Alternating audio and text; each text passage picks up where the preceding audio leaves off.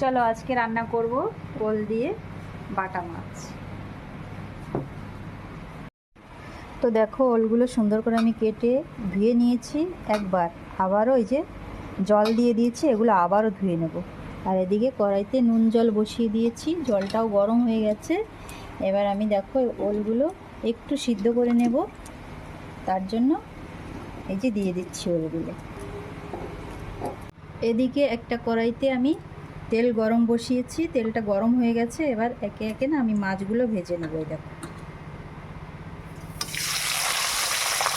একে একে সব মাছগুলো ভেজে নেব। আর জানো তো এখন বর্ষার দিন, তো বৃষ্টির দিন, সব মাছগুলো পেটে ডিম ভর্তি করা। এই যে একে একে সব মাছগুলো আমি ভেজে নেব। ওই মাছগুলো আমার ভাজা হয়ে গেছে, আমি এবার দেখো একে একে সব তুলে নিচ্ছি। সব মাছগুলো তুলে নিয়ে তারপরে আর বাকি যে মাছগুলো আছে সেগুলো আমি ভেজে নেব।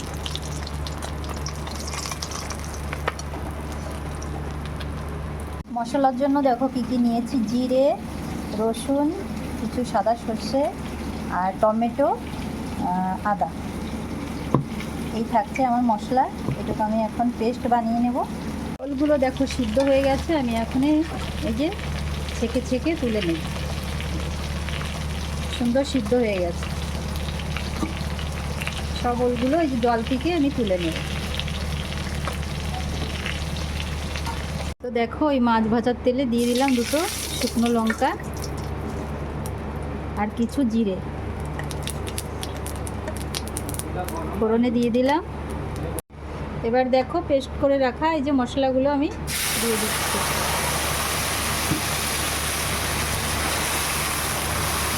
এবার এর সঙ্গে কিছু মশলাই আছে, নুন দিলাম পরিমাণ মতো, দিলাম হলুদ আর লঙ্কা গুঁড়ো। এটা দিয়ে ভালো করে কষিয়ে নেব যতক্ষণ না তেল ছাড়ছে মশলা থেকে। দেখো মশলা থেকে সুন্দর তেলটা কিন্তু ছেড়ে দিয়েছে। এই যে এবার আমি এই সিদ্ধ করে রাখা ওলগুলো দিয়ে দেবো।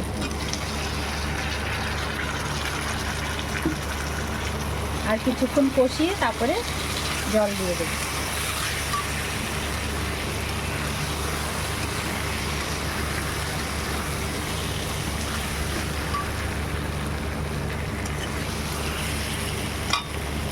দেখো সুন্দর করে কষানো হয়ে গেছে ওল দিয়ে, মশলা ওল একসঙ্গে সুন্দর করে কষিয়ে নিয়েছি। এবার জল দিয়ে দেবো।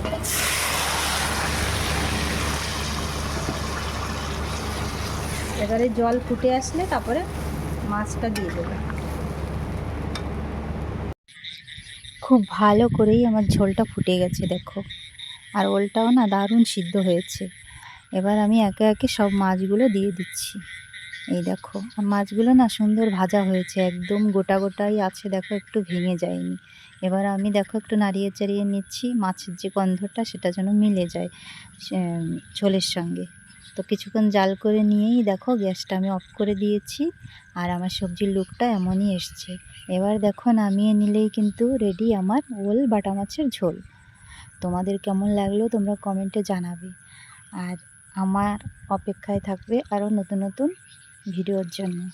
তো আজকের মতো রাখি, আবার দেখা হচ্ছে নতুন ভিডিওর সঙ্গে।